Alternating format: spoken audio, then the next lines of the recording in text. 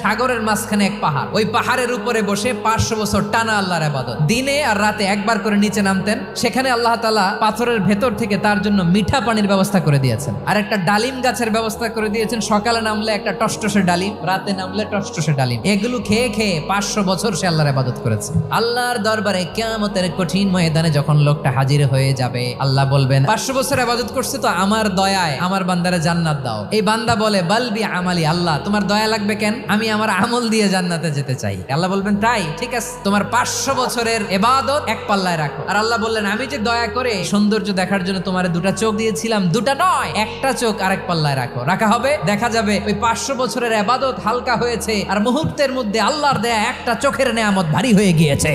ফলাফল দেখো, হিসাব বলে তুমি এখন জাহান্নামে যাবা, যাও এবার জাহান্নামে যাও। এবার লোকটা কাচুমাচু করে বলে আল্লাহ এবার আমি বুঝতে পেরেছি তোমার দয়া ছাড়া দুনিয়ায় কেউ জান্নাতে যেতে পারবে না।